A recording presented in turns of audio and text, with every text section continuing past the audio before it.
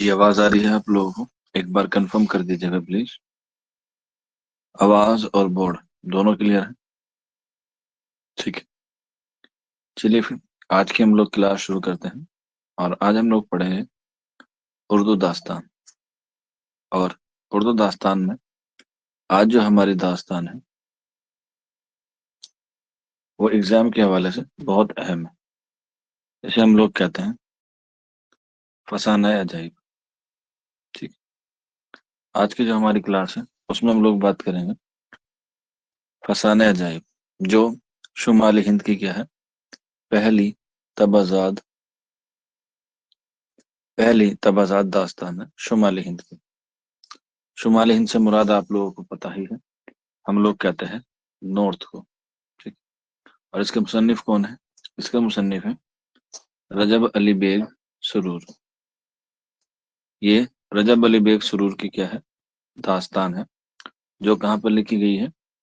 दबिस्तान लखनऊ में लिखी गई। ठीक है, किसमें लिखी गई है? दबिस्तान लखनऊ में लिखी गई है। वैसे तो आज आप लोगों का क्या होना था, टेस्ट होना था दास्तान का, लेकिन कुछ बच्चों को लगता है, ठीक है, कि उनका जो निसाब है, यानी कि उनका जो सिलेबस है, वो अभी जो है वो बहुत रह रहा है और एग्जाम नजदीक है, तो सिलेबस कवर नहीं हो पाएगा। क्योंकि हम जो हैं वो सर से ज्यादा जानते हैं कि सर को जो है कुछ नहीं पता है, सिलेबस पता नहीं, कैसे पूरा कराएंगे हम। उन बच्चों को जो है वो ज्यादा इल्म है कि कब क्लास लेनी है, कब क्लास नहीं लेनी है, कब टेस्ट लेना है, कब टेस्ट नहीं लेना है। तो कुछ बच्चों को सिर्फ और सिर्फ इस बात की फिक्र है कि हमारा सिलेबस पूरा नहीं होगा, या इस बात की फिक्र है कि हमारा सिलेबस जो है वो इतना रह गया। और जिन बच्चों को सिलेबस की ज्यादा पड़ी रहती है कि सिलेबस पूरा नहीं हुआ या सिलेबस पूरा नहीं हो पाएगा, वो जो है वो अपने माइंड को अभी तक सेट नहीं कर पाए हैं किसी भी तरह से। क्योंकि एग्जाम में जो है वो सिलेबस का नहीं होता है कि सिलेबस पूरा हो जाएगा तो जो है वो हमारा सिलेक्शन हो जाएगा। और आप लोग ऐसे कैसे सोच सकते हैं कि आपका सिलेबस एग्जाम से पहले कैसे नहीं पूरा होगा? बिल्कुल होगा। अभी आपके पास अगर हम लोग CUET वाला देखें, ठीक है, तो तकरीबन अभी हमारे पास 2 महीने हैं CUET वाले। ठीक है, CUET वाले हमारे पास 2 महीने हैं पूरे मुकम्मल तौर पे देखा जाए। और क्योंकि आपको पता ही है, मैंने जब आपकी क्लास नवंबर से शुरू करी थी तो आपको बताया था कि आपका 4 महीने का कोर्स है। पहले ही बताया था ना, जो बच्चे नवंबर से जुड़े हुए हैं उन्हें जो है वो इस बात का बखूबी इल्म होगा। ठीक है, और मैंने कहा था कि बिल्कुल आपका 4 महीने में पूरा सिलेबस कंप्लीट हो जाएगा। इस बात की गारंटी मैं आपको देता हूँ। एक दो दिन ऊपर नीचे हो सकता है, नो डाउट, लेकिन फरवरी तक जो है वो आपका सिलेबस कंप्लीट कराने की जिम्मेदारी मेरी है। और अगर हम लोग फरवरी में भी देखें या अभी से जनवरी से हिसाब लगाएं, तो तकरीबन 40-45 दिन जो है वो आपका बाकी है। और अगर हम लोग सिलेबस में देखें, तो सिलेबस में सिर्फ और सिर्फ हमारी क्या बची है? गैर अफसानवी नस्ल बची है सिर्फ। ठीक है, और गैर अफसानवी नस्ल जो है वो पूरा जो सिलेबस है गैर अफसानवी नस्ल का, वो महज 7 दिन में कंप्लीट हो जाता है, सिर्फ और सिर्फ 7 दिन।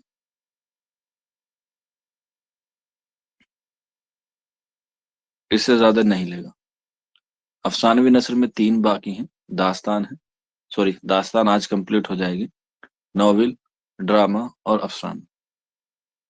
इसमें ये तीनों सिन्फ जो है वो तकरीबन 10 से 12 दिन लेती है पूरे कंप्लीट होने में। 10 से 12 दिन। तो इसलिए जिन बच्चों को लगता है कि सिलेबस पूरा नहीं होगा, वो इत्मीनान से पढ़ते रहिए। आज उन्हीं बच्चों की वजह से क्लास लेनी पड़ रही है, क्योंकि उन्हें लगता है कि टेस्ट से ज्यादा जरूरी है सिलेबस का पूरा होना। क्योंकि उन्हें पता है कि अगर सिलेबस पूरा हो जाएगा तो हमारा सिलेक्शन भी हो ही जाएगा। ایسا بالکل نہیں ہے. سلیبس کے پورا ہونے سے سلیکشن کا کوئی تعلق نہیں. تعلق ہے آپ نے جتنا پڑھا ہے اتنا آپ کو کیا کرنا ہے, ریویژن کرنا ہے. کیونکہ ریویژن جو ہوتا ہے وہ سکسیس کی کیا ہوتی ہے, کی ہوتی ہے. سکسیس آف کی از اکول ٹو ریویژن. تو اس لیے آپ لوگ جو پڑھیں, میں جتنا پڑھا رہا ہوں اسے ہی آپ لوگ ریویژن کرتے رہیں گے تو آپ کے سلیکشن کی جو ہے وہ 100% کامیابی ہے ریویژن پہ. اور پھر جیسے ہی آپ کا ایگزام مطلب سلیبس پورا ہوگا اس کے بعد آپ کی کیا شروع ہو جائے گی, ٹیسٹ سیریز شروع ہو جائے گی. امید ہے کہ فروری کے پہلے سپتاہ میں آپ کی جو کیا ہوگی, ٹیسٹ سیریز شروع ہو جائے گی. یعنی کہ جب آپ کی افسانوی نثر پوری ہو جائے گی اس کے بعد آپ کی ٹیسٹ سیریز جو ہے وہ شروع ہو جائے گی. ڈیلی ایک ٹیسٹ ہوا کرے گا, ڈیلی. ٹھیک ہے. اور اس ٹیسٹ سیریز کی جو ہے وہ آپ کو کوئی فیس نہیں دینی ہے, کوئی بھی فیس نہیں دینی ہے. ٹھیک ہے. یعنی کہ جو آپ نے پے کر دیا ہے وہی آپ کی ٹیسٹ سیریز میں رہے گا, اس کے علاوہ کوئی اور جو ہے وہ فیس نہیں دینے کا. یہ جو ہمارا ویکلی ٹیسٹ ہوتا ہے یہ بھی ضروری ہوتا ہے. اور آپ ساتھ کے ساتھ اگر اپنا ریویژن رکھیں گے نا تو جب ٹیسٹ سیریز شروع ہوگی یہ کارآمد ہوگی. کیونکہ اس میں 2 پیٹرن پہ ٹیسٹ ہوتا ہے, ایک ہوتا ہے ایم سی کیو پہ اور ایک ہوتا ہے پی وائی کیو پہ. دونوں ہی امپورٹینٹ ہے, ایم سی کیو بھی اور پی وائی کیو بھی. آپ کتنا ہی پڑھ لیں, اگر آپ ایم سی کیو یا پی وائی کیو نہیں اٹیمپٹ کر رہے تو آپ جو ہے وہ کچھ نہیں کر رہے. آپ نے کتنا پڑھا اس کے لیے آپ کو کیا کرنا پڑے گا, اپنے آپ کو اینالائسس کرنا پڑے گا, اپنے آپ کو جو ہے وہ جانچنا پڑے گا, اپنا مولانکن یعنی کہ اپنا ایویلیوشن خود کرنا پڑے گا. اور اس کے لیے صرف اور صرف ایک ماتر راستہ ہے اور وہ ہے آپ کا ٹیسٹ سیریز. ٹھیک. ٹیسٹ سیریز جو ہے وہ ضروری. آپ لوگ میرے بیچ میں ہیں, آپ لوگ میرے پیڈ بیچ میں ہیں, آپ نے پہلے پیسے دے دیے تو اس لیے اب آپ سے کوئی فیس نہیں لے جائے گی, نو فیس. یعنی کہ ٹیسٹ سیریز آپ کے لیے کیا رہے گی, بالکل فری رہے گی. نہ آپ سے کوئی ہڈن چارجز ہے اور نہ ہی آپ سے پیسے لے جائے. اور یہ بات میں نے آپ کو جو ہے وہ پہلے ہی بتا دی تھی کہ میں صرف اور صرف آپ سے بیچ کے پیسے لیتا ہوں, نہ تو نوٹس کے لیتا ہوں اور نہ ہی ٹیسٹ سیریز کے لیتا ہوں. ہاں اگر آپ لوگ اس میں اپنا ایفرٹ ڈالنا چاہتے ہیں تو ضرور یہ کتاب ہے انتخاب سوالات, آپ اسے لے سکتے ہیں. ٹھیک ہے. کیونکہ یہاں پر جو ٹیسٹ سیریز ہوتی ہے وہ آپ کی ون ٹائم ہوتی ہے. مینز آپ جو جو ٹیسٹ دیں گے وہ ایک ہی بار دے پائیں گے, لیکن آپ کو دوبارہ دینا ہے تب کیا کریں, تو اس کے لیے آپ کے پاس یہ کتاب ہونی چاہیے آف لائن. کیونکہ میرے ٹیسٹ آن لائن ہوتے ہیں لیکن آپ کا جو ایگزام ہوتا ہے جامعہ کا اور علی گڑھ کا اس کی بھی آپ کو تیاری کرنی ہے. تو اس کے لیے آپ کو جو ہے وہ آف لائن ہی ٹیسٹ دینا بہتر رہتا ہے. ٹھیک ہے. آف لائن, کیونکہ ایگزام آف لائن ہوتا ہے تو آپ بھی آف لائن کی ہی وے میں تیاری کریں. تو اس کے لیے یہ کتاب ہے انتخاب سوالات حصہ اول اور حصہ 2. ٹھیک ہے. اسے بھی آپ لوگ لے سکتے ہیں کیونکہ یہاں پر کیا ہوگا, اس میں آپ لوگ انلمیٹڈ ٹائم کیا کر سکتے ہیں, انلمیٹڈ ٹائم ٹیسٹ دے سکتے ہیں. ٹیسٹ دینے کا مطلب بالکل یہ نہیں ہے کہ ایک بار دے دیا تو وہ کیا ہو گیا, سفیشینٹ ہو گیا. بالکل نہیں ہے. کم سے کم ایک ٹیسٹ, کم سے کم ایک ٹیسٹ کو آپ لوگ 3 بار دینے چاہیے, کم سے کم, کم سے کم 3 بار. ایک بار میں آپ کو یہاں سے دے دیتا ہوں, ٹھیک ہے, یعنی کہ آن لائن دے دیتا ہوں, اس کے بعد آپ جو ہے وہ اسے آف لائن بھی دے سکتے ہیں, وہ آپ کی ذمہ داری. ٹھیک ہے. کیسے 3 بار میں کیوں کہہ رہا ہوں, پہلے آپ لوگ سیلف دیں یعنی کہ اپنے اعتبار سے دیں. دوسری بار آپ اسے اینالائز کریں کہ میرا کوشچن جو ہے وہ کہاں غلط ہو رہے ہیں, اور اس اینالائز کو کرنے کے بعد تیسری بار میں اسے کیا کریں, ری ٹیسٹ دیں. اور پھر آپ دیکھنا آپ کے سیلف میں اگر 50 میں سے 40 آئے, آپ نے اینالائز کیا اور ری ٹیسٹ دیا, تو بالکل گارنٹی کے ساتھ کہہ سکتا ہوں کہ 50 میں سے 45 نمبر ضرور آئیں گے، یعنی کہ آپ کے انالائسس میں 5 نمبر جو ہیں وہ بڑھ رہے ہیں۔ اور انٹرنس ایگزام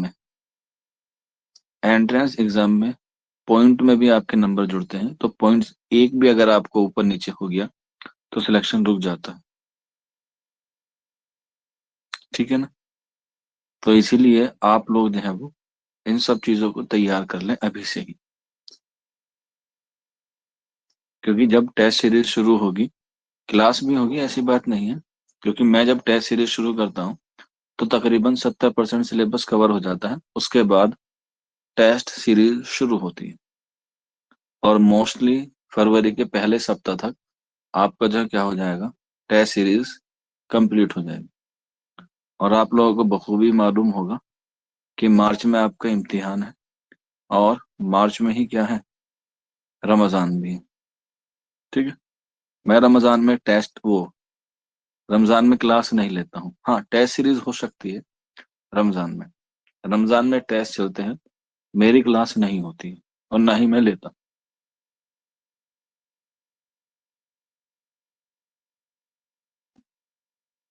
کیونکہ ایک مہینہ ہی ملتا ہے خدا کی عبادت کرنے کے لیے، تو اس میں کسی کی طرح کی کوئی کمی بیشی نہیں ہوتی۔ ہاں ٹیسٹ آپ لوگ دے سکتے ہیں، کیونکہ ٹیسٹ جو ہے وہ آپ لوگ کسی بھی وقت دے سکتے ہیں جب آپ کو موقع لگے، صبح میں، شام میں، رات میں، وہ آپ کی ذمہ داری ہے۔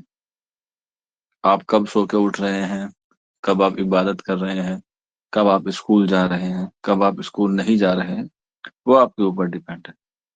اور آپ کا جو سی یو ای ٹی والا ہے، CUET PG، وہ جو ہے وہ کس میں آئے گا، وہ بھی رمضان میں ہی ہے، کیونکہ 13 مارچ سے لے کے اور 27 مارچ تک میرے خیال سے آپ کے کیا چلیں گے، CUET امتحان چلیں گے تقریباً۔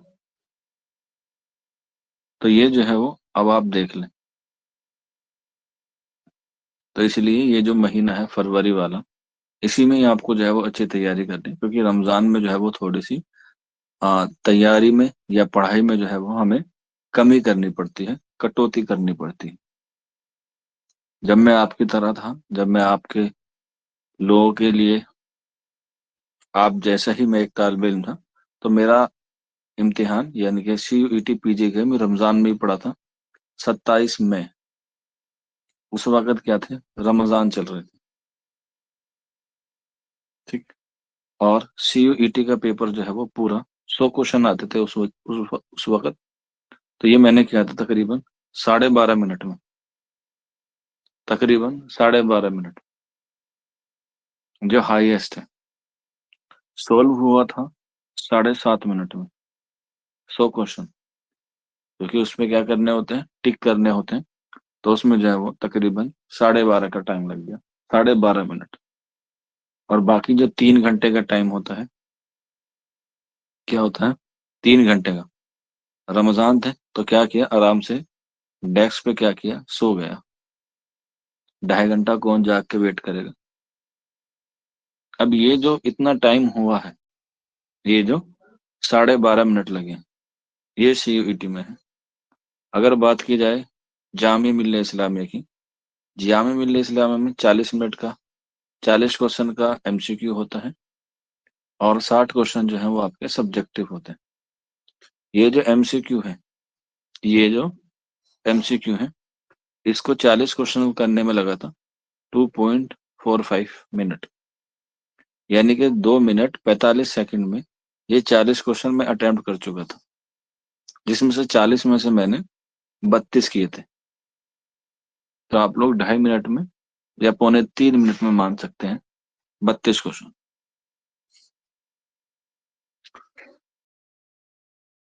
علی گڑھ میں تھوڑا سا ٹائم لگا تھا، ٹھیک، کیونکہ جس دن علی گڑھ کا پیپر تھا اسی دن جو ہے وہ UPSC کا بھی پیپر تھا، تو 2 پیپر ایک ساتھ دیے تھے۔ تاریخ تھی 2 جون، 2 جون، ٹھیک ہے۔ تو یہ ساری چیزیں میں آپ لوگوں کو اس لیے بتا رہا ہوں کیونکہ یہ چیزیں ایگزام کو کریک کرنے کے لیے بہت ضروری ہے۔ اسٹڈی بالکل مینڈیٹری ہے، نو ڈاؤٹ، آپ لوگ سبھی اسٹڈی کر رہے ہیں، آپ لوگ سبھی مجھ سے پڑھ رہے ہیں، اور میں سبھی کو جو ہے وہ ایک جیسا پڑھا رہا ہوں، چاہے وہ غلام علی ہو، چاہے وہ انم ہو، मुस्कान हो, नेहा हो, अंजार हो, कोई भी हो, मैं सबको एक जैसा पढ़ा रहा हूँ, किसी के साथ कोई किसी भी तरह का कोई डिस्क्रिमिनेशन नहीं कर रहा हूँ। इट मीन्स कोई भेदभाव नहीं कर रहा हूँ कि भाई मैं अंजार को अलग से पढ़ा रहा हूँ, सबा को अलग से पढ़ा रहा हूँ। मैं सबको एक ही टाइम पे और एक ही चीज पढ़ा रहा हूँ। तो ऐसा क्या हो रहा है कि अंजार के नंबर हमेशा ज्यादा आ रहे हैं, सबा के नंबर हमेशा आगे आ रहे हैं। तो इसका मतलब ये है ना कि वो अपना सेल्फ कुछ डाल रहे हैं उसमें, वो अपनी तरफ से जो है वो पूरी कोशिश कर रहे हैं। हर बार आप देखते हैं कि अंजार के ज्यादा नंबर आते हैं हमेशा, जबकि मैं तो उसे वही पढ़ा रहा हूँ, बल्कि वो तो मुझसे भी ज्यादा जानता है देखा जाए तो। ठीक है, तो इसका क्या मतलब है कि वो अपने आप पे सेल्फ पे क्या कर रहा है, सेल्फ मेहनत कर रहा है वो। अब वो कहाँ से कर रहा है, कैसे कर रहा है, वो उसकी स्ट्रेटजी है। लेकिन उस बच्चे में यानी कि अंजार में ये खास बात है कि वो कभी ये नहीं कहता कि सर आज क्लास क्यों ऑफ करी है, आज टेस्ट को पोस्टपोन कर दो। मतलब हमेशा से एक पॉजिटिव वे में क्या कर रहा है, तैयारी कर रहा है। उसे ये नहीं लगता कि सिलेबस पूरा होगा, नहीं होगा, जब होगा देखा जाएगा। यानी कि वो बच्चा अभी से ही तैयार है। उसके लिए अगर एग्जाम कल भी हो जाए ना, तो भी कोई मसले वाली बात नहीं है। क्यों? क्योंकि उसने जो है वो अपने सेल्फ पर जो है वो बहुत मेहनत की। मुझे नहीं पता वो कहाँ से कर रहा है, उसे कहाँ से ये सारी चीजें फराहम हो रही है, बट फिर भी एक बच्चे में क्वालिटी है कि वो एग्जाम को लेके इतना सीरियस है, एग्जाम को लेके इतना हार्ड वर्किंग है कि उसे पता है कि कहाँ कब कैसे और क्यों करना है। और जिस बच्चा को ये पता है कब कहाँ क्यों कैसे करना है, उसका एग्जाम 100% क्लियर होता है। क्योंकि उसे पता है सिलेबस पूरा हो ना हो, टेस्ट हो ना हो, मुझे जो है वो टीचर पे या टीचर के पढ़ाने पे और अपने आप पे पूरा कॉन्फिडेंस कि जब भी एग्जाम होगा मैं पीछे नहीं हटूंगा, बल्कि मैं जो है ना उसे क्रैक करके वापस आऊं। और इस सेल्फ कॉन्फिडेंस को बढ़ने के लिए या बढ़ाने के लिए एक ही चीज है, और वो है सेल्फ। और सेल्फ में क्या करता होगा वो मेरा बच्चा, वो करता होगा रिवीजन, या वो फिर कोई बुक मंगा रखी होगी या कोई ऑनलाइन टेस्ट सीरीज या कहीं और किताब, वो जो है वो पढ़ रहा हूँ। उसे पता है, दो तीन बच्चों को भी पता है, जैसे सबा शेख है, नेहा है, इन बच्चों को पता रहता है। जैसे आज हम लोग फसाना अजाइब पढ़ेंगे, मुझे पता है कि ये लोग पहले से पढ़ के आ चुके हैं। मुझे मैं पढ़ाऊंगा इन्हें सब पता है, ये पहले से ही पढ़ के बैठे हुए हैं। तो इसका मतलब ये है, ये जो है वो क्या है, और बच्चों से एक कदम आगे है। और इसीलिए क्या होता है, इनका स्कोर हमेशा अच्छा आता है। और जब आप लोग स्कोर अच्छा करते हैं तो आपके अंदर क्या होता है, एक कॉन्फिडेंस डेवलप हो जाता है। और एग्जाम में ये कॉन्फिडेंस ही क्या करता है, बहुत फायदा देता है। और ये कॉन्फिडेंस आता है डेली रिवीजन से, डेली क्लास से, और टेस्ट से। जब तक ये तीन आपकी रेगुलर चल रही है, आपके अंदर कॉन्फिडेंस क्या हो जाएगा, सातवें आसमान पे हो जाता है। अंदर से ही एक फीलिंग आ जाती है कि हाँ भाई, ये सारी चीजें जो है वो मेरे इख्तियार में है, मैं इसे जो है वो टाइमली कर पा रहा हूँ। तो आप भी ये जो एक डेढ़ महीना है, इसमें ये तीन चीजें याद रखें, रिवीजन रहे, लाइव क्लास में करें, और टेस्ट देते रहें। तभी जो है वो आपको क्या होगा, सिलेक्शन हो जाएगा। अभी तक जब से हम लोग ऑनलाइन पढ़ा रहे हैं यहाँ पर, हम्म, अपने इस ऐप पे, तो अभी तक ऐसा बच्चा नहीं हुआ कि जिसका ना हुआ हो। पिछले बैच के तीन चार बच्चे हैं, जिसमें राबिया है, रुकैया है और असलम है। वो क्लास में नहीं आते हैं, ठीक है, कभी कभी आते हैं, लेकिन उन लोगों की रैंक पहले से ही 3 4 5 आ चुकी है। तो इसका मतलब ये है कि वो पहले से पढ़ चुके हैं सारे, लेकिन वो फिर भी मोस्टली जो है वो क्लास में रहते हैं, एक दो दिन की बात अगर छोड़ दी जाए तो। और उन्होंने JNU जैसी यूनिवर्सिटी जो है, उसमें 3 4 5 रैंक आई थी उनकी, 4 5 या 7 के आसपास।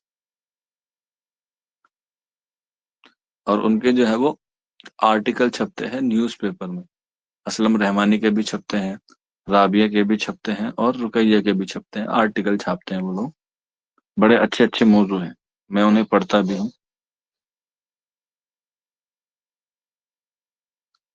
کیوں؟ کیونکہ ان کے اندر جو ہے وہ اتنی قابلیت ہے کہ وہ جو ہے وہ ایگزام کو آرام سے کریک کر دیں۔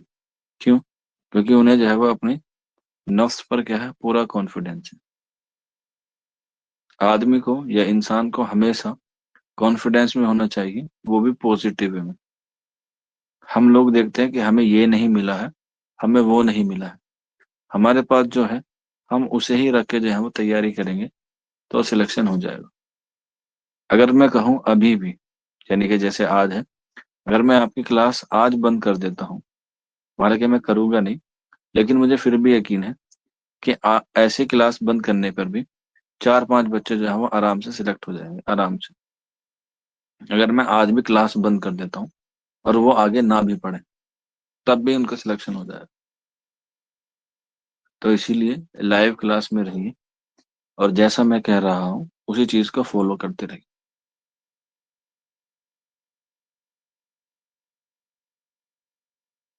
باقی آپ لوگ سمجھدار ہیں، آپ کو پتا ہے کہاں کب کیسے اور کیوں اپنی گاڑی چلانی ہے۔ چلیے پھر واپس آ جاتے ہیں ہم لوگ داستان فسانہ عجائب پہ، فسانہ عجائب پہ، اور یہ ہے کس کی؟ رجب علی بیگ سرور کی۔ ظاہر سی بات ہے جب ہم لوگ کسی داستان کو پڑھتے ہیں تو پہلے اس کے مصنف کے بارے میں پڑھتے ہیں، تو رجب علی بیگ سرور کے بارے میں ہم لوگ بات کرتے ہیں۔ ان کی پیدائش 1786 1786 میں ہوئی۔ کہاں پر؟ لکھنؤ میں۔ اور وفات ہوئی 1869، یعنی کہ جب غالب کی وفات ہوئی، ٹھیک ہے۔ اور ان کی وفات کہاں پر ہوئی؟ بنارس میں، ٹھیک ہے۔ 1869 میں 3 لوگوں کی وفات ہے، یاد رکھ لیجیے گا۔ ایک تو غالب کی ہے، دوسرا رجب علی بیگ سرور کی ہے۔ رجب علی بیگ سرور اور غالب دونوں ہی کیا ہیں؟ دونوں ہی کیا ہیں؟ ایک دوسرے کے کیا ہیں؟ ہم عصر میں شمار ہوتے ہیں، لیکن رجب علی بیگ سرور کا تعلق دبستان لکھنؤ سے ہوتا ہے، اور غالب کا جو ہے وہ دبستان لکھنؤ سے ہوتا ہے، ٹھیک ہے۔ اس کے علاوہ غالب کے ایک شاگرد ہوئے ہیں جن کا نام ہے مصطفی خان شیفتہ۔ مصطفی خان شیفتہ، تو مصطفی خان شیفتہ کی بھی وفات کب ہے؟ 1869 میں۔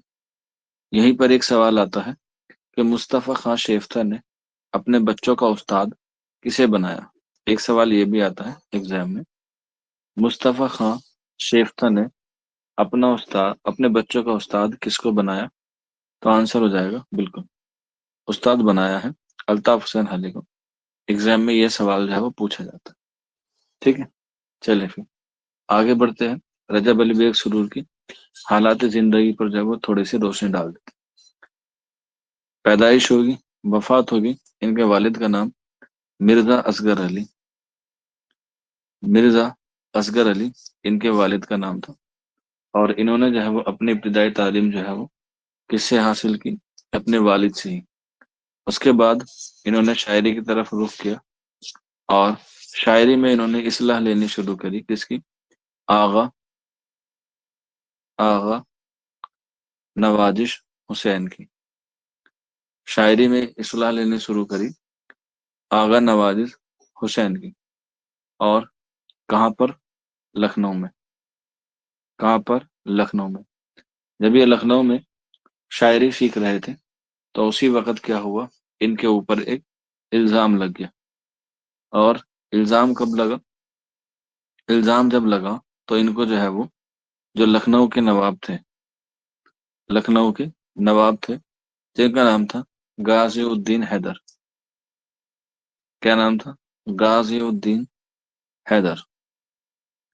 یہ کیا تھے؟ اس وقت لکھنؤ کے نواب تھے، اور رجب علی بیگ سرور پر کیا ہوا؟ رجب علی بیگ سرور پر قتل کا الزام لگ دیا، جس کی وجہ سے ان کو کیا کر دیا گیا؟ جلا وطن کر دیا گیا۔ اور جلا وطن کب کیا گیا؟ 1824 में क्या कर दिया गया, जिला वतन। जिला वतन का मतलब है कि उनको जो है वो लखनऊ से निकाल दिया गया। किसने निकाला, गाजिउद्दीन हैदर ने। अब जब निकाल दिया तो निकाल कर कहाँ पहुंचे, निकाल कर पहुंचे कानपुर। क्या, कानपुर। और यहीं पर कानपुर में ही उन्होंने अपनी मशहूर दास्तान फसाना अजैब को क्या किया, मुकम्मल किया। एग्जाम में कई बार सवाल आता है कि फसाना अजैब को लिखना कहाँ शुरू किया था, तो लखनऊ में। और उसका मुकम्मल कहाँ पर किया, मुकम्मल किया कानपुर में, किया कानपुर में। और जब वो मुकम्मल हो गया और गाजिउद्दीन हैदर का जमाना चला गया, और गाजिउद्दीन हैदर के बाद अगला जो नवाब बना वो बना नसरुद्दीन हैदर। लखनऊ का नवाब बना नसरुद्दीन हैदर। तो उन्होंने, यानी कि नसरुद्दीन हैदर ने रजब अली बेग सुरूर का कत्ल का जो इल्जाम है वो क्या कर दिया, माफ कर दिया। क्या कर दिया, माफ कर दिया। और उन्हें वापस कहाँ बुला लिया, लखनऊ बुला लिया। कहाँ पर बुला लिया, लखनऊ बुला लिया। और यहाँ पर जो है वो उनको काम दिया।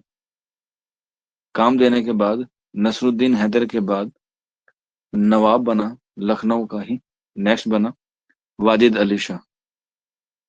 वाजिद अली शाह जो कौन माना जाता है, लखनऊ का आखिरी नवाब माना जाता है, वाजिद अली शाह। और वाजिद अली शाह ने रजब अली बेग सुरूर को क्या की, इज्जत दी और अपने दरबार से क्या रखा, वाबिस्ता रखा।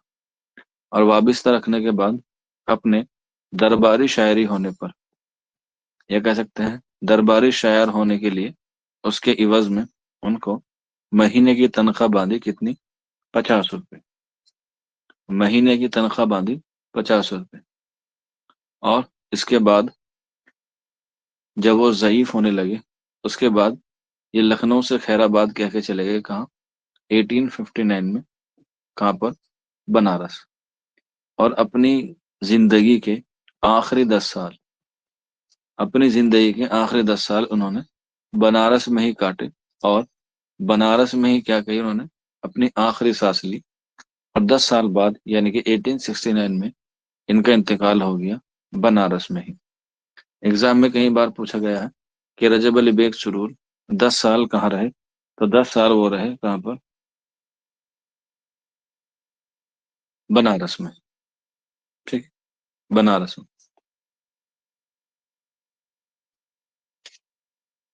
Very good. और इस पूरी जिंदगी में इन्होंने जो है वो बहुत अदब खिदमत दी। अदब खिदमत के साथ साथ ये जो है वो गालिब से भी मिले। एग्जाम में आता है कि रजब अली बेग सुरूर की गालिब से कितनी मुलाकातें हुई। गालिब की रजब अली बेग सुरूर से कितनी मुलाकातें हुई, रजब अली बेग सुरूर से कितनी मुलाकातें हुई। बिल्कुल, मलका यास्मीन ने सही बताया है। आंसर हो जाएगा 2। पहली जो मुलाकात हुई उस पर गालिब ने क्या किया था, रजब अली बेग सुरूर का मजाक उड़ाया था। और रजब अली बेग सुरूर ने किसका मजाक उड़ाया था, इनकी जो दास्तान है फसाना जाए। क्योंकि उन्होंने कहा था कि ये दास्तान नहीं बल्कि क्या है, महज एक तुकबंदी है। ठीक है। और ये बात उन्होंने रजब अली बेग सुरूर के सामने ही कही। लेकिन जब गालिब को इस बात का एहसास हुआ कि जिस चीज की मैंने बुराई की है उसके मुसन्निफ ये खुद हैं, तो अगली मुलाकात पे गालिब ने क्या किया, उस गलती को सुधारा और उस पर जो है वो उनसे माजरत भी पेश की। माजरत के साथ साथ गालिब ने जो है फिर उनकी एक तसनीफ थी, उसकी भी क्या लिखी उन्होंने, तफरीज लिखी। ठीक है। तफरीज जो है वो एक तरीके से मुकदमे को ही कहते हैं, मुकदमा कह सकते हैं या दिबाचा कहते हैं। किस तसनीफ की लिखी वो हम लोग जब अदबी खिदमत पे बात करेंगे तब उस पर जो है वो रोशनी डालेंगे। तो अगर हम इनकी बात करें अदबी खिदमत पे, तो इनका जो अदबी सफर है वो नस्र में ही शुरू होता है। और वह शुरू होता है 1824 में। क्योंकि इनकी पहली तसनीफ ही क्या है, पहली तसनीफ ही है रजब अली बेग सुरूर की, उसका नाम है फसाना अजाइब। फसाने अजाइब, जो क्या है शुमाली हिंद की पहली दास्तान भी है।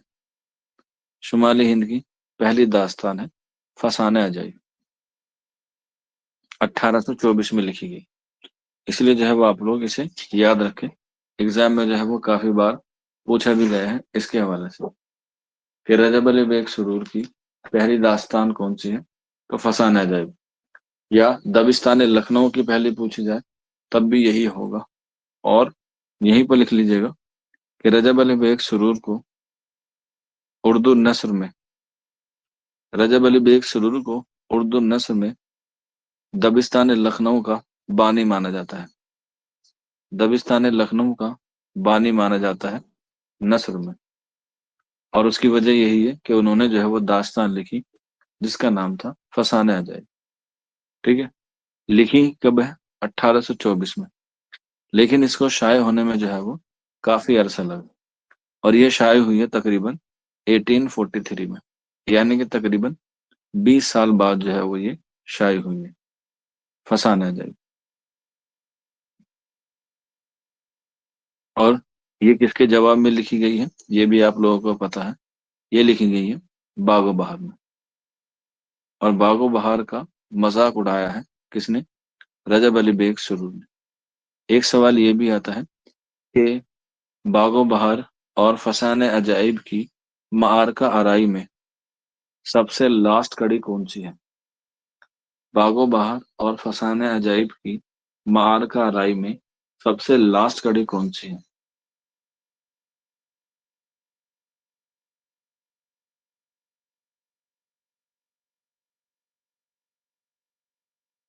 बिल्कुल, आंसर हो जाएगा तिलस्म हैरत, जो है वो इसकी क्या है, आखिरी है। उसके मुसन्निफ का नाम क्या है, कोई बच्चा बता सकता है। तिलस्म हैरत का मुसन्निफ कौन है, बिल्कुल आंसर हो जाएगा जाफर अली शिवन। Very good. तो जाफर अली शिवन क्या है, इसके मुसन्निफ का नाम है। और इस मारका आराई की आखिरी कड़ी कौन सी है, आखिरी कड़ी है तिलस्म हैरत। और फसाना अजाइब जो है वो बागो बहार के जवाब में लिखी गई। अब जाहिर सी बात है, जो चीज जवाब में लिखी जाती है, क्योंकि आपको पता है सवाल जो है वो छोटा होता है, लेकिन उसका जो जवाब होता है वो क्या होता है, बहुत बड़ा होता है। तो इसलिए ये जो दास्तान थी फसाने अजाइब, ये बहुत तवील थी। इतनी तवील कि इसमें 18 बार क्या की गई है, तब्दीली की गई है।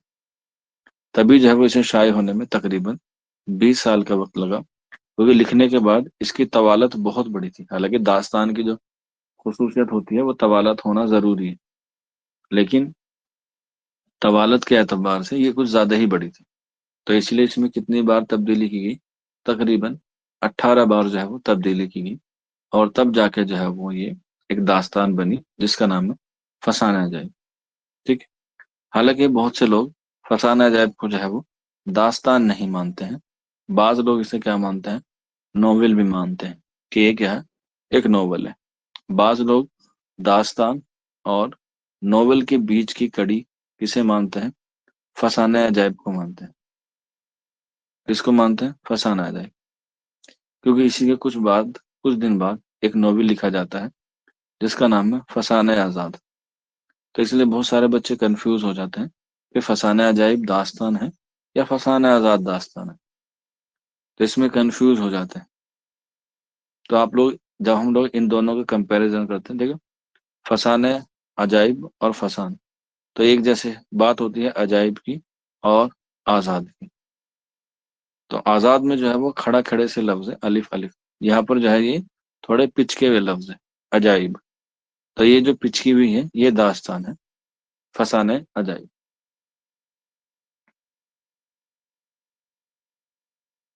ठीक है? और जब ये तवील हुई, इसमें किस्से बहुत सारे हैं आपको पता है, तो इसीलिए फसाने अजाइब को जो है वो अलग अलग नामों से जो है वो जाना भी जाता है। जैसे एक नाम इसका बड़ा मशहूर है जो हम लोग पढ़ रहे हैं, और वह है फसाने अजाइब। लेकिन इसके अलावा इन्हें हम लोग फसाने अजीब भी कहते हैं, क्योंकि ये वाकई में एक अजीब दास्तान है, फसाने अजाइब, अजाइब।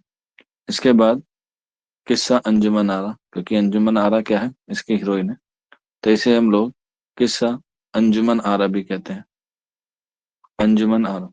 اس کے علاوہ ہیرو بھی ہے اس میں، جسے ہم لوگ جان عالم کے نام سے جانتے ہیں، تو یہ جان عالم اور قصہ جان عالم اور قصہ جان عالم، ان ناموں سے بھی کیا کرتے ہیں، اسے ہم لوگ پڑھتے ہیں۔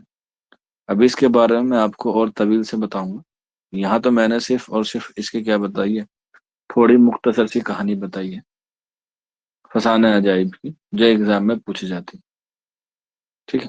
اسی کے علاوہ یہاں پہ اسٹار بنا کے لکھ لینا، موسٹ امپورٹینٹ ہے کہ یہ کس کی فرمائش پر لکھی گئی ہے، تو آنسر ہو جائے گا، یہ لکھی گئی ہے حکیم اسد علی کی فرمائش پر، حکیم اسد علی کی فرمائش پر لکھی گئی، اور اسے کس کے دربار میں پیش کرنا چاہتے تھے، اسے پیش کرنا چاہتے تھے نصیر الدین، سوری، اسے پیش کیا ہے نصیر الدین حیدر کی، اس میں نصیر الدین حیدر کے دربار میں پیش کیا ہے، اور اس میں جو ہے وہ انہوں نے غازی الدین حیدر کے بارے میں بھی بیان کیا، ٹھیک ہے، کیونکہ انہوں نے کیا کیا تھا، ان کا قتل جو ہے وہ معاف کیا تھا رجب علی بیگ سرور کا، ان پر جو ہے وہ جھوٹا الزام لگا تھا، تو حکیم اسد علی کی فرمائش پر یہ داستان لکھی گئی ہے، اور کس کے دربار میں پیش کی گئی ہے، نصیر الدین حیدر کی دربار میں یہ رجب علی بیگ سرور نے کیا کیا ہے، پیش کیا، اور اسی میں ہی اب یہ جو انہوں نے کانپور میں لکھی، کیونکہ انہوں نے یہ پوری داستان مکمل کی ہے کانپور میں، تو کانپور میں جب لکھی ہے تو وہاں کے حالات کی انہوں نے کیا کی ہے، مذمت کی ہے، یعنی کہ ایک طریقے سے اس کی ہجو کہی ہے، اور کیونکہ یہ لکھنؤ کے رہنے والے تھے تو اس کی کیا کی ہے، لکھنؤ کی تعریف کی ہے، یہ بھی آپ لوگ یاد رکھ سکتے ہیں، ٹھیک ہے۔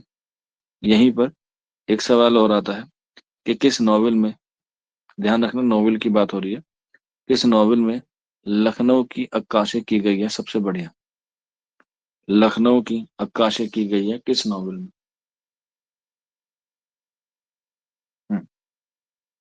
بالکل فسانہ آزاد میں کی گئی ہے، لیکن میں نے پہلے ہی بول دیا ہے اچھی، لکھنؤ کی عکاسی سب سے اچھی قسم کی گئی ہے، تو آنسر ہو جائے گا ناول امراؤ جان میں، ٹھیک ہے، اس میں امراؤ جان، جب ناول پڑھیں گے اس کے بارے میں ہم لوگ تب گفتگو کریں گے، بالکل، جو کس کا ہے، مرزا محمد ہادی رسوا کا ہے۔ چلیے واپس آ جاتے ہیں ہم لوگ رجب علی بیگ سرور کی تصنیف پر ہی، تو ان کی پہلی تصنیف لکھوائی میں نے فسانہ عجائب، اس کے بعد دوسری لکھ لیجیے گا شگوفائے محبت، شگوفائے محبت، یہ ہے آپ کی 1856 میں، 1856، شگوفائے محبت، ٹھیک ہے، اور یہ تبازات نہیں ہے، بلکہ کیا ہے، یہ ترجمے کی داستان ہے، اور ترجمہ کس کا کیا ہے، وہ کیا ہے انہوں نے ملک محمد، ملک محمد گیتی و افروز کا، گیتی و افروز کا، ٹھیک ہے۔ آپ کو پتا ہے یہ مہر چند خطری کی تصنیف ہے، اس کا ترجمہ کیا تھا شگوفۂ محبت کے نام سے، کس نے، رجب علی بیگ سرور نے، کب کیا تھا، 1856 میں۔ اس کے بعد نیکسٹ ہے ان کی گلزار سرور، تو یہ ہے گلزار سرور، یہ بھی کیا ہے، ان کی داستان ہے، جو انہوں نے کب لکھی، 1859 میں، گلزار سرور، ٹھیک ہے، اور یہ بھی کیا ہے، یہ بھی ترجمہ ہے، تبازات نہیں ہے، اور ترجمہ کس کا ہے، ترجمہ ہے حدائق العشاق کا، حدائق العشاق ایک تصنیف ہے فارسی میں، ٹھیک ہے، جس کے مصنف کا نام ہے ملا محمد رضی تبریزی، ان کی تصنیف ہے حدائق العشاق، اس کا ترجمہ ہے گلزائے سرور، ٹھیک ہے، گلزائے سرور، اور یہ کب لکھی گئی ہے، 1859 میں، تو یہ بھی جو ہے وہ آپ لوگ یاد رکھ سکتے ہیں، ایگزام کے حوالے سے آپ سے سوال آتا ہے، اور اسی تصنیف سے ایک بہت اہم سوال آتا ہے اس کو جو ہے وہ ڈبل اسٹار بنا کے لکھ لیجیے گا۔ جب غالب نے فسانہ عجائب کی مذمت کی تو اس کے بعد ان کی تعریف کے لیے گلزار سرور کی کیا لکھی؟ تفریز لکھی۔ تفریز کا مطلب ہوتا ہے اس کا کیا لکھا؟ مقدمہ لکھا یا پیش لفظ لکھا۔ یاد رکھ لیجیے گا، ایگزام میں پوچھا جاتا ہے کہ غالب نے کس تصنیف کی تفریز لکھی، ٹھیک ہے؟ تو آنسر ہو جائے گا گلزار سرور کی تفریز لکھی۔ تفریز کا مطلب ہوتا ہے مقدمہ لکھا۔ اس کے بعد نیکسٹ لکھ لیجیے گا ان کی تصنیف شبستان سرور، شبستان سرور، شبستان سرور، یہ بھی کیا ہے؟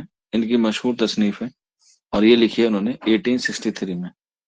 اور یہ کیا ہے؟ یہ بھی تبازات نہیں ہے بلکہ ترجمہ ہے۔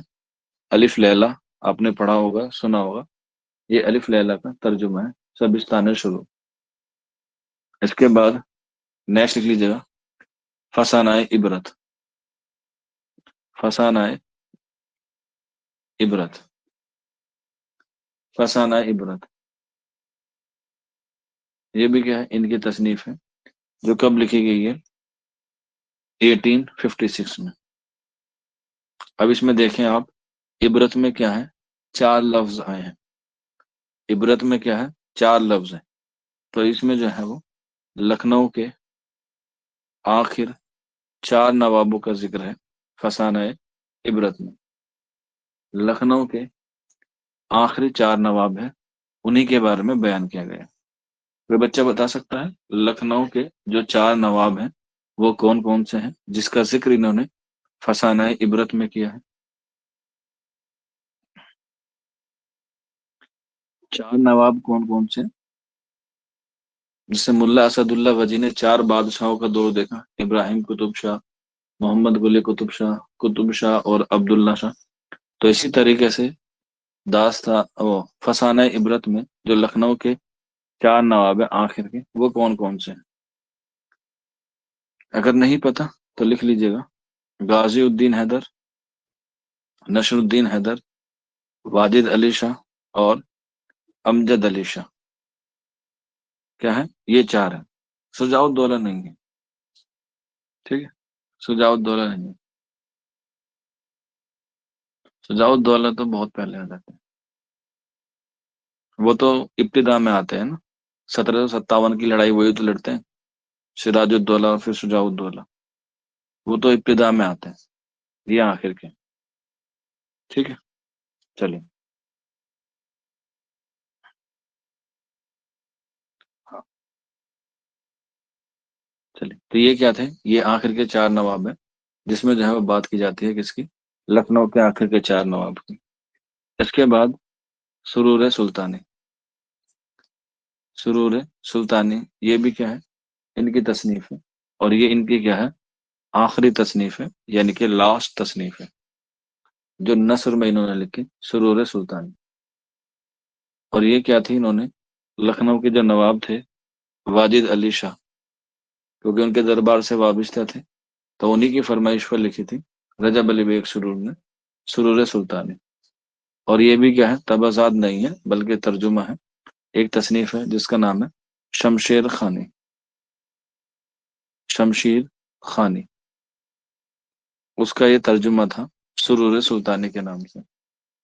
اور اس کے بعد ایک ان کا رسالہ تھا چھوٹا سا جس کا نام تھا شرر عشق، شرر عشق، یہ ایک چھوٹا سا ان کا مختصر سا رسالہ تھا، مختصر سا رسالہ تھا۔ اور اس کے بعد ان کے خطوط کا مجموعہ لکھ لیجیے گا، خطوط کا مجموعہ تھا ان کا انسائے شرور، کیا تھا؟ انسائے شرور، اور اس کو ہی اردو کا پہلا خطوط کا مجموعہ بھی شمار کیا جاتا ہے، حالانکہ صرف مانا جاتا ہے، اس بات کے جو ہے وہ ہمیں کہیں پر بھی نمونے نہیں ملتے، لیکن صرف مانا جاتا ہے انسائے شرور، کیونکہ غالب اور رجب علی بیگ سرور کیا تھے؟ دونوں ہی ایک دوسرے کے ہم اصل تھے، تو اس کو بھی مانا جاتا ہے پہلا، لیکن اردو ادب میں ادب کے لحاظ سے جو پہلا مانا جاتا ہے وہ مانا جاتا ہے اردو معلّٰہ، وہ سوری اود ہندی، اردو محلہ کیا ہے؟ اود ہندی، اردو محلہ بھی ہے لیکن اود ہندی جو ہے مانا جاتا ہے۔ چلیے، تو یہ کیا تھی، ان کی تصنیف تھی، ایگزام کے حوالے سے آپ لوگ جو ہے وہ یاد رکھ سکتے ہیں۔ اب ہم تھوڑا سا دیکھ لیتے ہیں داستان فسانے عجائب کے حوالے سے، کیونکہ اس سے جو ہے وہ داستان سے بھی سوال بنتے ہیں۔ خلاصہ کسی کا نہیں پڑھنا ہے کیونکہ اس سے سوال نہیں آتے ہیں، جو آپ کو یہاں بتایا جا رہا ہے صرف اسی پر جو ہے وہ آپ لوگ پڑھ سکتے ہیں، روشنی جو ہے وہ ڈال سکتے ہیں۔ ٹھیک ہے، چلیے، تو سب سے پہلے تو یہی بات ہے کہ یہ جواب میں لکھی گئی ہے کس کے؟ باغ و بہار کے۔ پہلی بات تو یہی ہے۔ فرمائش پہ کس کی لکھی گئی ہے؟ حکیم اسد علی کی فرمائش پر۔ کہاں پر لکھی گئی ہے؟ کانپور میں لکھی گئی ہے۔ اور یہ داستان اور ناول کی کیا کہی گئی ہے؟ بیچ کی کڑی کہی گئی ہے۔ ٹھیک ہے، بیچ کی کڑی کہی گئی ہے۔ اور اگر ہم لوگ بات کریں اس کی طرز انداز کی کہ اس کو کس انداز میں لکھا گیا ہے، تو اسے لکھا گیا ہے نو طرز مرصع کے انداز میں لکھا گیا ہے۔ داستان فسانہ عجائب کو نو طرز مرصع کے انداز میں لکھا گیا ہے، یا اس کو سامنے رکھ کے جو ہے وہ اس کو انہوں نے لکھا ہے۔ حالانکہ اور بھی کتابوں کو رکھ کے انہوں نے جو ہے وہ لکھا ہے، لیکن یہی کیا ہے، امپورٹنٹ ہے۔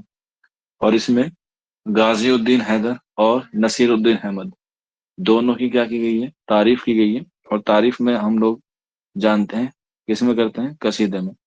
تو اس داستان میں غازی الدین حیدر اور نصر الدین حیدر دونوں کے لیے کیا کہا گیا ہے؟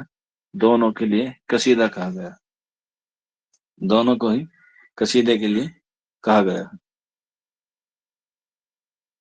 ٹھیک ہے، اور اس پورے داستان میں، یعنی کہ داستان فسانہ عجائب میں کتنے عنوان ہیں؟ تقریباً 32 عنوان ہیں۔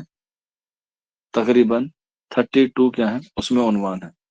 اور اس عنوان کو بیان کرنے کے لیے اس میں جو ہے وہ الگ الگ کیا ہے؟ کردار ہے، جس میں سے دو کردار جو ہے وہ اہم ہے۔ اس میں سب سے پہلا آتا ہے جان عالم۔ جان عالم یہ پہلا کردار ہے، سوری، یہ آ گیا جان عالم۔ ٹھیک، اس کے بعد انجمن آرا، جو کیا ہے اس کی ہیروئن ہے، انجمن آرا یہ کیا ہے اس کی ہیروئن، اور یہ کیا ہے آپ کا ہیرو، انجمن آرا اور جان عالم۔ اسی کے علاوہ ایک اور ہیروئن ہے جس کا نام ہے ماہ طلعت، جو کیا ہوتی ہے جان عالم کی پہلی بیوی ہوتی ہے۔ ایگزام میں پوچھا جاتا ہے کہ ماہ طلعت اور جان عالم کی شادی کب ہوتی ہے؟ تو جب یہ 14 برس کی ہو جاتی ہے، یعنی کہ جب جان عالم 14 برس کا ہو جاتا ہے، تو 14 برس کی عمر میں جان عالم اور ماہ طلعت کی کیا ہوتی ہے؟ شادی ہوتی ہے۔ ان تینوں سے بھی ایک جاندار کردار ہے جان عالم، انجمن آرا اور ماہ طلعت سے بھی، اور وہ ہے ان کا مہر نگار۔ یہ جو ہے وہ اس داستان کا سب سے مشہور کردار مانا جاتا ہے، مہر نگار۔ ٹھیک ہے، مہر نگار جس طریقے سے ہم نے داستان اور میں پڑھا تھا، جیسے رانی کیت کی کہانی میں کون ہوتا ہے؟ مدن بان ہوتا ہے۔ داستان سبرس میں کون ہوتا ہے؟ جاسوس ہوتا ہے، اس کا نام کیا ہوتا ہے؟ نظر ہوتا ہے۔ تو ٹھیک اسی طریقے سے یہاں پر داستان فسانہ عجائب میں جو اہم کردار ہے وہ ہے مہر نگار۔ اب دیکھیے، انجمن آرا، ماہ طلعت اور مہر نگار یہ تینوں بیوی ہوتی ہیں کس کی؟ جان عالم کی۔ ٹھیک ہے، یہ تینوں بیوی ہوتی ہیں جان عالم کی۔ پہلی بیوی ہوتی ہے ماہ طلعت، دوسری بیوی ہوتی ہے انجمن آرا، اور تیسری بیوی ہوتی ہے مہر نگار۔ ٹھیک، تیسری بیوی کون ہوتی ہے؟ مہر نگار۔ اس کے علاوہ مہر نگار کا باپ ہوتا ہے کون؟ شہپال۔ مہر نگار کا کون باپ ہوتا ہے؟ شہپال، جو کیا ہوتا ہے؟ ایک جادوگر ہوتا ہے۔ کیا ہوتا ہے؟ ایک جادوگر ہوتا ہے۔ اس کے علاوہ اس میں اور بہت سارے کردار ہوتے ہیں، جس میں ایک کردار ڈبل اسٹار بنا کے لکھ لیجیے گا، اور وہ ہے کون سا؟ چڑی مار۔ چڑی مار بھی جو ہے وہ ایک داستان سناتا ہے فسانہ عجائب میں۔ تو چڑی مار بھی کیا ہے؟ امپورٹنٹ ہے۔ اور چڑی مار کے ساتھ ساتھ جو اس کہانی کا ایک چھوٹا سا کیمیو ہوتا ہے، کیمیو کا مطلب یہ ہے کہ بس تھوڑی دیر کے لیے آتا ہے، لیکن پوری داستان لکھ دیتا ہے، اور وہ ہوتا ہے اس کا کون؟ طوطا۔ کون ہوتا ہے؟ طوطا۔ تو طوطا بھی کیا ہے؟ اس میں اہم کردار ہے۔ طوطا تو یہاں پوچھا جاتا ہے۔ ایک سوال اور آتا ہے، میں نے پڑھایا بھی تھا، کہ بندر کس داستان میں اہم کردار ہے؟ تو یاد ہو جائے گا آپ کو لوگوں کو کہ بندر جو ہے وہ باغ و بہار میں ہے، ٹھیک ہے؟ اب پوچھا جاتا ہے باغ و بہار میں بھی کون سے قصے میں ہے؟ تو قصے میں ہے وہ سرگزشت آزاد بخت کی جب وہ داستان سناتا ہے، یعنی کہ سچ پرست والے قصے میں ہے۔ تو طوطا اس میں ہے، فسانہ عجائب میں، اور بندر جو ہے وہ اس میں ہے۔ بیٹا وہ ناول کی بات نہیں ہو رہی ہے، وہ ناول میں ایک الگ ہے، یہاں داستان ہو رہی ہے ابھی۔ فسانہ آزاد میں بھی بندر کی ہے، لیکن فسانہ آزاد ناول ہے، یہاں داستان پہ بات ہو رہی ہے۔ تو چڑی مار اور طوطا، یہ دونوں کیا ہیں؟ اس میں اہم کردار ہیں جو آپ کو یاد رکھنے ہیں۔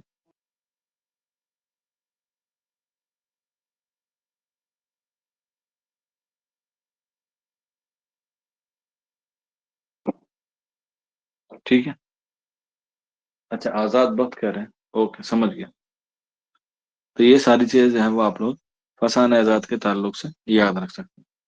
اگر اس کے داستان کے خلاصے کے بارے میں بات کی جائے تو بس اتنا سا اس کا خلاصہ ہے کہ ایک بار کیا ہوتا ہے، ایک بار جان عالم جو ہے وہ بازار سے ایک طوطا خرید کر لے کر آتا ہے، اور طوطا جو ہے وہ جب اس کی پہلی بیوی یعنی کہ ماہ طلعت آئینے کے سامنے بیٹھ کے شنگار کر رہی ہوتی ہے، تو وہ ذکر کر دیتا ہے کہ اس کا انجمن آرا کا، اور بس انجمن آرا کی تلاش میں وہ اپنے دوست کو لے کے جو ہے وہ چل پڑتا ہے، یعنی کہ وزیر زادے کو لے کے چل پڑتا ہے۔ راستے میں وہ بہت ساری مشکلوں کا سامنا کرتا ہے، اور اس مشکلوں کا سامنا کرتے کرتے اس کی جو نظر پڑتی ہے یا اس کی جو ملاقات ہو جاتی ہے وہ ہو جاتی ہے مہر نگار پر۔ مہر نگار بھی کیا ہو جاتی ہے؟ اس پر عاشق ہو جاتی ہے۔ کیا ہو جاتی ہے؟ عاشق ہو جاتی ہے۔ تو اسی طریقے سے وزیر زادہ اور جان عالم جو ہے وہ انجمن آرا کی تلاش میں جو ہے وہ نکل پڑتے ہیں، ٹھیک ہے؟ اور جاتے جاتے بیچ میں کیا ہوتا ہے، طوطا اور وزیر زادہ دونوں ہی کیا ہو جاتے ہیں؟ جان عالم سے جدا ہو جاتے ہیں، اور جان عالم جو ہے وہ اکیلا انجمن آرا کو کیا کر لیتا ہے؟ پا لیتا ہے، اور انجمن آرا سے نکاح کر کے یعنی کہ شادی کر کے واپس آ رہا ہوتا ہے۔ تو واپسی میں آتے ہوئے وہ مہر نگار سے بھی کیا کر لیتا ہے؟ شادی کر لیتا ہے۔ تو جان عالم، انجمن آرا اور مہر نگار تینوں واپس اپنے ملک یعنی کہ ملک ختن میں آتے ہیں، ٹھیک ہے؟ اگر پوچھا جائے ختن کا بادشاہ کون تھا، تو میں یعنی کہ فیروز بخت ہوتا ہے۔ اگر ایگزام میں حالانکہ کم آتا ہے لیکن یاد رکھ سکتے ہیں، کیونکہ یہ جو آدمی ہے نا جس پہ میں نے انڈر لائن کی ہے، یہ آپ کا پیچھا کہیں نہیں چھوڑے گا، داستان میں ہی ملے گا، مثنوی میں بھی ملے گا، سب جگہ ملے گا۔ اور یہ انسان جو ہے وہ کنفیوژن کریٹ کرتا ہے ہر جگہ، لیکن وہی ہے نا جو مارتا ہے جو ڈبوتا ہے وہی نکالنے کی ترکیب بتاتا ہے۔ تو یہ فیروز بخت ہے، جان عالم کا باپ ہوتا ہے، جو ملک ختن پر جو ہے وہ کیا کرتا ہے؟ کام کرتا ہے، یا ملک ختن کا کیا ہوتا ہے؟ بادشاہ ہوتا ہے۔ کبھی کبھی ملک ختن کا دوسرا نام پوچھ لیا جاتا ہے، تو یاد کر لیجیے، اسے ہم لوگ کہتے ہیں قسمت آباد۔ قسمت آباد اس لیے کہتے ہیں کیونکہ اس ملک کی قسمت اتنی اچھی ہے کہ اس میں کوئی چیز بھی لگاؤ گے تو وہ کیا بن جائے گی؟ سونے کی بن جاتی ہے۔ یہ ملک ختن کی کیا ہوتی ہے؟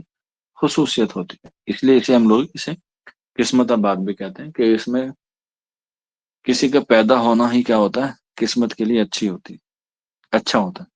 تو جان عالم، انجمن آرا اور مہر نگار واپس آ رہے ہوتے ہیں، تو راستے میں جو وزیر زادہ ہوتا ہے وہ واپس مل جاتا ہے۔ تو بس وزیر زادہ دیکھتا ہے کہ جان عالم انجمن آرا اور مہر نگار دو خوبصورت لڑکیوں کو لے کے آ رہا ہوتا ہے، تو اس کی کیا ہو جاتی ہے؟ نظر پھسل جاتی ہے، اور وہ جان عالم سے کیا کرتا ہے؟ روح منتقل کا علم سیکھ لیتا ہے، اور اپنی جان جو ہے وہ اس کے جسم میں ڈال دیتا ہے۔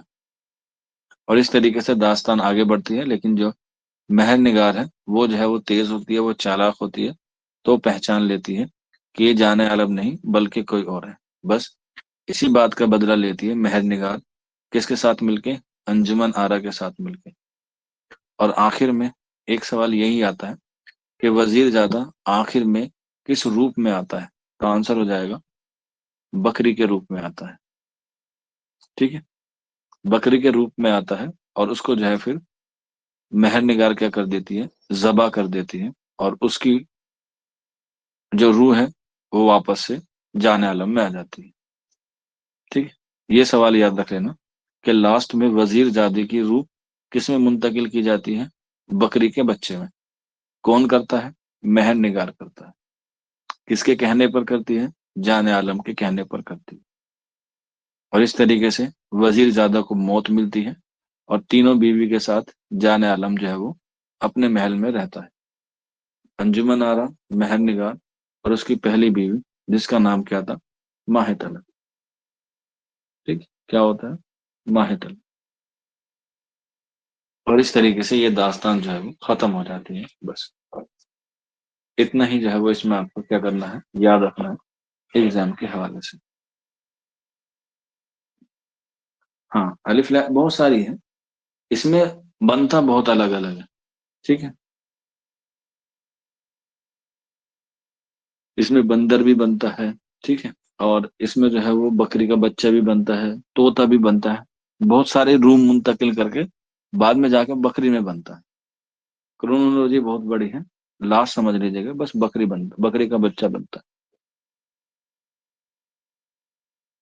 یہ ہو گئی آپ کی داستان ختم. داستان ختم ہونے کے ساتھ ساتھ علی گڑھ میں یعنی کہ اے ایم یو میں ایک اور داستان ہے، چھوٹی سی داستان ہے، اور وہ ہے بوستان خیال. ٹھیک ہے، بوستان خیال. اس سے زیادہ سوال نہیں آتے، 4-5 سوال آتے ہیں بس، اور میں اسی کے بارے میں جو ہے وہ اس کو بتا دیتا ہوں کہ اس میں کون کون سے سوال آتے ہیں. پوری داستان یا پورا قصہ آپ کو پڑھنے کی ضرورت نہیں ہے، اور نہ ہی اس کے مصنف کے بارے میں کچھ ہمارے پاس زیادہ انفارمیشن ہے، صرف داستان کے حوالے سے ہے. ٹھیک ہے، اس کے مصنف کا نام بس اتنا یاد رکھ لیجیے گا، وہ ہے میر محمد تقی خیال. میر محمد یہ تقی خیال کے کیا ہے؟ تصنیف ہے، جو کتنی جلدوں پر ہے؟ 15 جلدوں پر ہے. بعض مرتبہ آپ کو یہ 14 پر بھی ملتا ہے. بوستان خیال 15 جلدوں پہ ہے، لیکن کہیں کہیں پر آپ کو یہ 15 جلد بھی آئے گا، 14 بھی آئے گا. اگر دونوں ہی آ جائے تب آنسر آپ کو 15 لگانا ہے. ٹھیک ہے، اور یہ کیا ہے؟ یہ تبازات نہیں ہے بلکہ جوابی تصنیف ہے. اور یہ جواب کس کا دیا تھا انہوں نے؟ داستان امیر حمزہ کا دیا تھا، امیر حمزہ کا، جو فارسی میں ہے اس کا. اور یہ کس کے عہد میں لکھی گئی؟ مغلیہ بادشاہ محمد شاہ کے عہد میں لکھی گئی تھی. محمد شاہ کے عہد میں لکھی گئی تھی. اور اس میں جو 15 جلد ہیں یہ ایک ساتھ نہیں لکھی گئی بلکہ الگ الگ لکھی گئی. اور ان 15 جلدوں میں صرف اور صرف کن کا ذکر ہے؟ 5 طلسم کا ذکر ہے. 5 طلسم کا ذکر ہے، اور ان 5 طلسم کو پانے کے لیے ہی 2 گروپ میں کیا ہوتی ہے؟ لڑائی ہوتی ہے.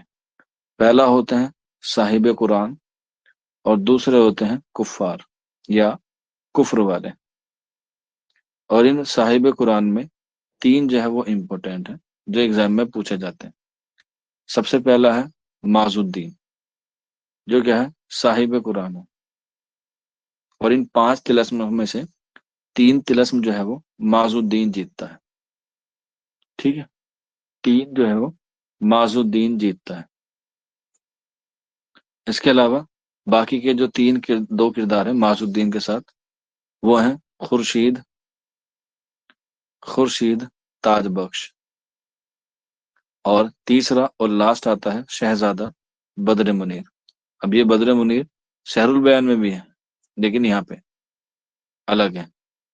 وہاں پہ بدر منیر فیمیل ہے، یہاں پر جو ہے یہ شہزادہ ہے. تو یہ کیا ہوتے ہیں؟ اس میں 3 جو ہیں وہ کیا ہیں؟ کردار ہیں جو ایگزام کے حوالے سے آپ کو یاد رکھنے ہیں. ٹھیک ہے، اسی کے علاوہ اس میں جو ولن ہے وہ ہے جمشید. کیا ہے؟ جمشید، جو مصر کے راجا کو قتل کر کے جو ہے وہ کیا بنتا ہے؟ گدی پر آتا ہے. اس کے علاوہ اس میں جو معز الدین ہے اس کی محبوبہ کا نام پوچھا جاتا ہے تو آنسر ہو جائے گا شمش تاجدار. شمش تاجدار جو اس کی کیا ہے محبوبہ ہوتی ہے معز الدین کی. شمش تاجدار. بس یہی چار کردار جو ہے وہ آپ کو یاد رکھنے ہیں اور اتنا ہی آپ کو یاد رکھنا. اس سے زیادہ جو ہے وہ آپ کو ایگزام میں یا بوستان خیال سے یاد رکھنے کی ضرورت نہیں ہے. کب لکھی گئی، کیسے لکھی گئی، کیوں لکھی گئی، وہ بھی اتنا ضروری نہیں ہے.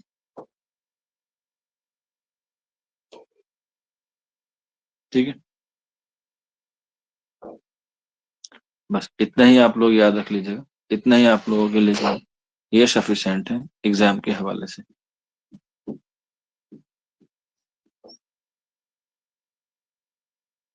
یہاں تک بتا دیجیے گا. کسی بچے کو کوئی ڈاؤٹ ہو، کوئی کیوری ہو. بوستان خیال بس اتنی ہے، نہ خلاصہ ہے نہ مصنف کے بارے میں کچھ پڑھنا ہے.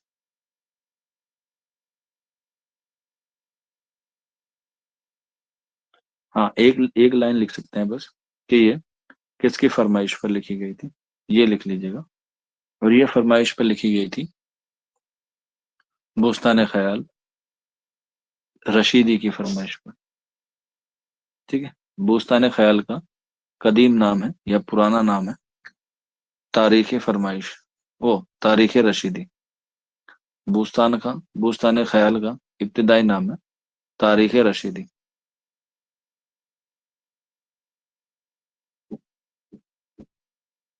اس کے بعد اس کا نام پڑا بوستان خیال. ٹھیک ہے؟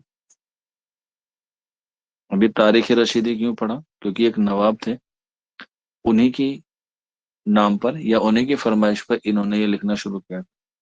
اور اس نواب کا پورا نام تھا نواب رشید، نواب رشید خاں بہادر. ٹھیک، یہ صاحبزادے تھے ایک نواب کے جن کا نام تھا نواب محمد اسحاق خان، جو کہاں کے نواب تھے؟ دلی میں رہا کرتے تھے. پورا نام تھا نواب مطمئن الدولہ. انہی کے بیٹے تھے نواب رشید خان بہادر. اتنا ڈیپلی آپ سے نہیں پوچھے گا اس لیے میں نہیں بتا رہا ہوں. ہاں میں کنفیوز کریٹ ہو گیا آپ کو. ٹھیک، بس پھر بھی یاد رکھ لیجیے گا بوستانہ خیال کا ابتدائی نام تھا تاریخ رشیدی، کیونکہ یہ نواب رشید خان بہادر کی فرمائش پر لکھے تھے. آج کی کلاس میں اتنا ہی ہے بس. اور اس کا جو ٹیسٹ ہے وہ ہم لوگ اب کر لیں گے پوری داستان کی. اور پھر اس کے بعد ہم لوگ نئی صنف یعنی کہ ناول پہ اپنے آپ کو آگے بڑھیں. آج کی کلاس میں بس اتنا ہے.